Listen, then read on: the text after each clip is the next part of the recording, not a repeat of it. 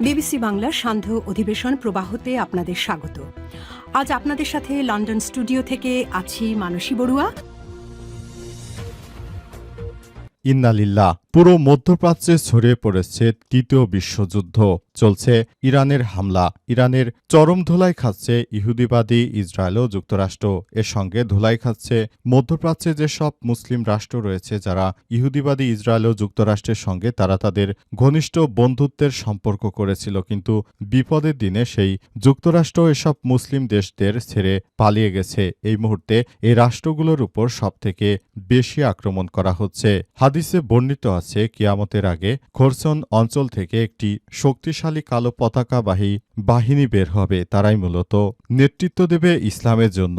পুরো বিশ্বের সব মুসলিম রাষ্ট্রগুলো যখন ইহুদিবাদী ইসরায়েল ও যুক্তরাষ্ট্রের দালালি করছে, সৌদি আরব, মধ্যপ্রাচ্যের কাতার, কুয়েত, বাহরাইন, সংযুক্ত আরব আমিরাত সহ সবাই, তখন একমাত্র মুসলিমদের বীর হিসেবে অবতীর্ণ হয়েছিলেন ইরানের সর্বোচ্চ ধর্মীয় নেতা আয়াতুল্লাহ আলী খামেনি। কিন্তু ইহুদিবাদী ইসরায়েলরা তাকে বাঁচতে দেয়নি। তার মৃত্যুর পরও আইআরজিসি, ইসলামী বিপ্লবী গার্ড বাহিনী কপসের সদস্যরা এখনও যুদ্ধ চালিয়ে যাচ্ছে।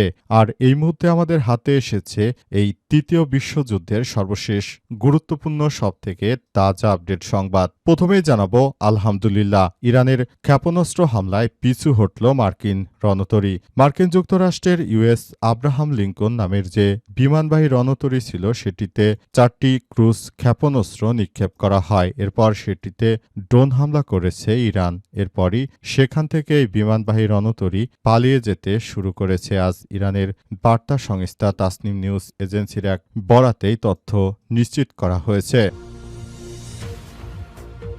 এরপর জানাবো সীমান্তে ইসরায়েলে ব্যাপক হামলা। আলহামদুলিল্লাহ, দখলদার ইসরায়েলের সীমান্তে ব্যাপক হামলা চালাচ্ছে ইরান। এই হামলায় অর্থমন্ত্রীর ছেলে আহত। লেবানন সীমান্তে হামলায় ইসরায়েলের অর্থমন্ত্রী বেজালেল স্মোট্রিচ, এই ইহুদিবাদী ইসরায়েলের এই মন্ত্রীর ছেলে, গুরুতর আহত হয়েছে বলে জানা গেছে। ইসরায়েলি সংবাদ মাধ্যম হারেজেতে প্রকাশিত এক তথ্য থেকে এই তথ্য নিশ্চিত করা হয়েছে। এদিকে মিডল ইস্ট আয়ের বিশ্লেষণ, ইরানে আগ্রাসন ইসরায়েলের 40 বছরের মাস্টার প্ল্যান। ইরানে ইসরায়েল ও যুক্তরাষ্ট্রে যৌথ হামলা শুরুর পর আজ সপ্তম দিনে যুদ্ধ চলছে। মার্কিন প্রেসিডেন্ট ডোনাল্ড ট্রাম্প ইরানের বিরুদ্ধে তার এবং তেল আবিবের এই চরম বেআইনি আগ্রাসী যুদ্ধের মাধ্যমে আসলে কি হাসিল করতে চান তা এই মুহূর্তে বলা অসম্ভব। তবে দখলদার ইসরায়েলের প্রধানমন্ত্রী বেঞ্জামিন নেতানিয়াহুর পক্ষ থেকে বলা হচ্ছে যে তারা সৌদি আরব দখল করে তারপর মধ্যপ্রাচ্যের সিরিয়া, ইরাকের কিছু অংশ, ফিলিস্তিন এবং জর্ডান সহ পুরো এলাকা দখল করে তিনি গ্রেটার ইসরায়েল করতে চান এবং মুসলিমদেরকে সেখান থেকে বিতাড়িত করতে চান।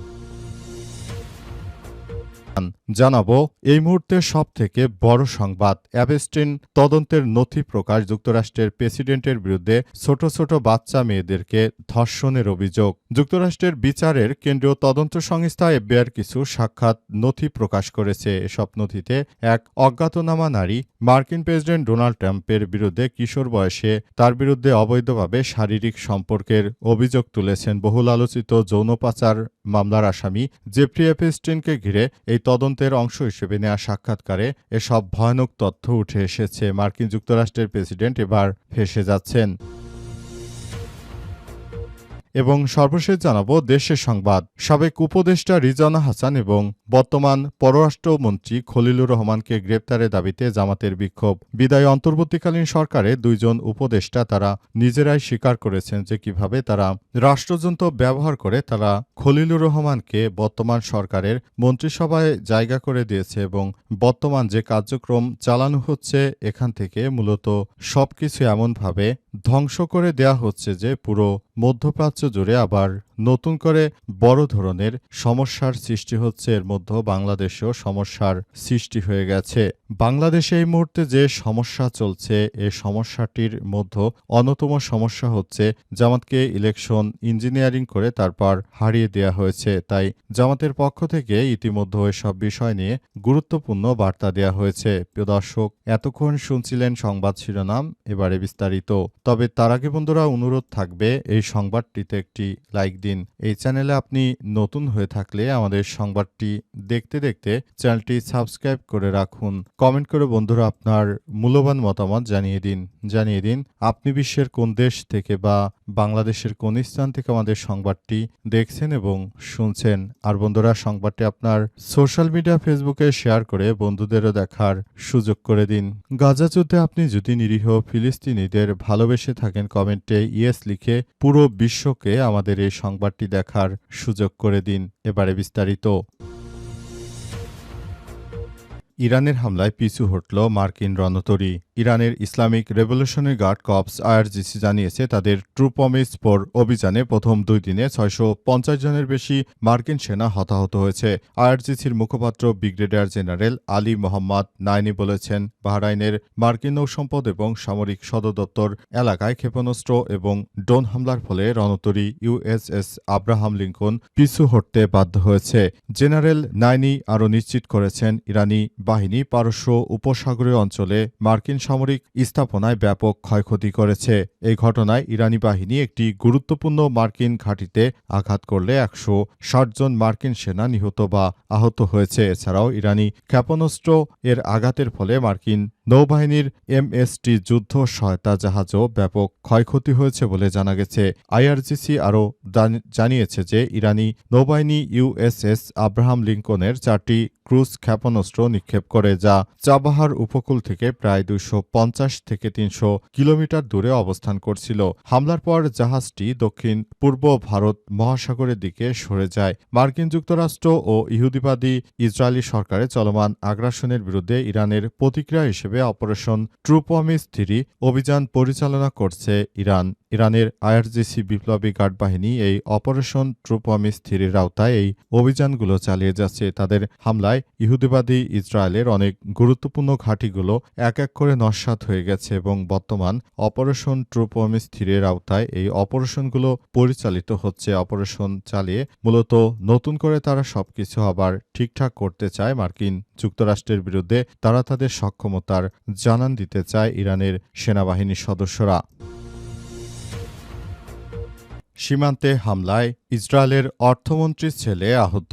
লেবাননের সীমান্তে হামলায় ইসরায়েলের অর্থমন্ত্রী বেজালেল স্মোটরিচের ছেলে আহত হয়েছে। সামাজিক যোগাযোগ মাধ্যম এক্সে এই সংক্রান্ত একটি পোস্ট ছড়িয়ে পড়েছে। আজ ইসরায়েলি সংবাদ মাধ্যম হারেজের এক প্রতিবেদনে তথ্য নিশ্চিত করা হয়েছে। প্রতিবেদনে সংক্রান্ত একটি ভিডিও সংযুক্ত করা হয়। এতে বলা হয়েছে যে অর্থমন্ত্রী বেজালেল স্মোটরিচের ছেলে লেবানন সীমান্তে আহত হয়েছে, তবে তার অবস্থা গুরুতর নয়। এদিকে ইরান থেকে নিজেদের কূটনীতি প্রত্যাহার করার সিদ্ধান্ত গ্রহণ করেছে আজারবাইজান। উল্লেখ্য, আজারবাইজানের একটি ঘাঁটিতে সরাসরি ইরানের ড্রোনকে আঘাত করে। এরপরই আজারবাইজানের সরকারের পক্ষ থেকে সিদ্ধান্ত গ্রহণ করা হয়েছে। তারা বলছে যে তারা মূলত এখন ওই জায়গাগুলো থেকে তারা সরে যেতে চায়, অর্থাৎ আজারবাইজানে যে ইরানের সঙ্গে যে কূটনৈতিক সম্পর্ক রয়েছে সেটি তারা বাস্তবায়ন করবে না বলে আজারবাইজানের পক্ষ থেকে নিশ্চিত করে বলা হয়েছে। এরপরই আজারবাইজানের পক্ষ থেকে এমন কথা বলার পরই এই ব্যবস্থা গ্রহণ করেছে আজারবাইজানের সরকার। বর্তমান ইরানের সঙ্গে আজারবাইজানের কূটনৈতিক সম্পর্ক খুবই খারাপ অবস্থানে রয়েছে, অর্থাৎ আজারবাইজান একটি মুসলিম কান্ট্রি হওয়ার পরও তারা কিন্তু ইহুদিবাদী ইসরায়েলে তারা প্রতিনিয়ত জ্বালানি সাপ্লাই করে যাচ্ছে। অবস্থা আসলে চলতে থাকলে আজারবাইজানের উপর কোনোভাবেই ভরসা করা যাবে না, কারণ তারা মুসলিম হিসেবে কোনো ভালো রাষ্ট্র হতে পারে না। ইহুদিদের জ্বালানি সরবরাহ করে তারা মূলত মধ্যপ্রাচ্যে মুসলিমদেরই বিপাকে ফেলছে। ইরানে আগ্রাসন ইসরায়েলের 40 বছরের মাস্টার প্ল্যান, মিডল ইস্ট আয়ের বিশ্লেষণ। ইরানে ইসরায়েল ও যুক্তরাষ্ট্রের যৌথ হামলা শুরুর পর আজ 7ম দিনে যুদ্ধ চলছে। মার্কিন প্রেসিডেন্ট ডোনাল্ড ট্রাম্প ইরানের বিরুদ্ধে তার এবং তেল আবিবের এই চরম বেআইনি আগ্রাসনী যুদ্ধের মাধ্যমে আসলে কি হাসিল করতে চান তা অন্তত তার দেয়া যুক্তিগুলো থেকে বোঝা প্রায় অসম্ভব। এটা কি ইরানের সেই পারমাণবিক অস্ত্র কর্মসূচি ধ্বংস করার জন্য, নাকি অন্য কোনো বাস্তবতার প্রমাণ এখনো মেলেনি। অথচ কয়েক মাস আগেই ট্রাম্প দাবি করেছেন যে একটি আইন বহির্ভূত হামলার মাধ্যমে তিনি সেটি সম্পূর্ণরূপে চিহ্নিত করে দিয়েছেন, নাকি এর উদ্দেশ্য হল তেহরানকে তাদের পারমাণবিক শক্তি সমৃদ্ধকরণ কর্মসূচি নিয়ে পুনরায় আলোচনায় বসতে বাধ্য করা, যে আলোচনায় যুক্তরাষ্ট্রের উস্কানিমূলক হামলার কারণে অসম যুদ্ধ হয়ে গিয়েছিল। এই আলোচনার প্রয়োজন পড়েছিল কারণ 2018 সালে ট্রাম্প তার প্রথম মেয়াদে ইরানের সঙ্গে করা মূল চুক্তিটি ছিঁড়ে ফেলেছিলেন। অথচ এই যুদ্ধের লক্ষ্য কি? ইরানকে নমনীয় হতে বাধ্য করা, যদিও ট্রাম্প ঠিক এই মুহূর্তে আলোচনা ভেস্তে দিয়েছেন যখন প্রধান মধ্যস্থতাকারী দেশ ওমান জোর দিয়ে বলেছিল যে তেহরান ওয়াশিংটনের প্রায় সব কঠিন শর্ত মেনে নিয়েছে এবং একটি চুক্তি হাতের নাগালে ছিল। নাকি এই বিমান হামলাগুলোর উদ্দেশ্য ইরানিদের মুক্ত করা, যদিও প্রাথমিক শিকার হয়েছে বালিকা উচ্চ বিদ্যালয়ের অন্তত 165 জন শিশু, যাদের অধিকাংশের বয়সই ছিল 7 থেকে 12 বছর বয়সী। অর্থাৎ ট্রাম্প যদি সে দেশের মানুষকে মুক্ত করতে চায় তাহলে সেখানে আসলে এই কার্যক্রমগুলো কেন চলছে সেই বিষয়গুলো দেখা উচিত।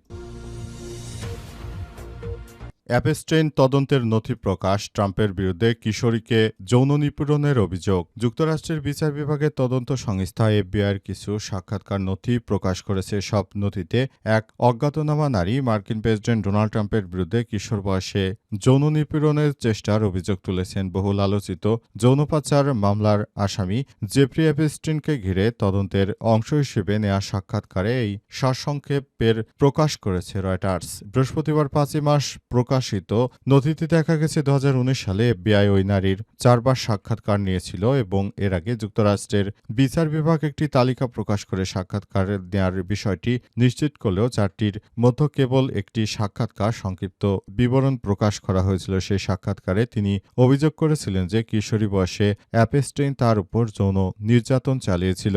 নতুন প্রকাশিত নথি অনুযায়ী 1980-এর দশকে নিউ ইয়র্ক এবং নিউ জার্সিতে অ্যাপস্টেইন ওই নারীর সঙ্গে ট্রাম্পের পরিচয় করিয়ে দেন। এ সময় তার বয়স ছিল 13 থেকে 15 বছর। ওই নারী অভিযোগ করেছেন সাক্ষাতের এক পর্যায়ে ট্রাম্প তাকে জোর করে যৌন সম্পর্ক করতে বাধ্য করেছিলেন। এ বিষয়ে তাৎক্ষণিকভাবে হোয়াইট হাউসের কোনো মন্তব্য আসেনি।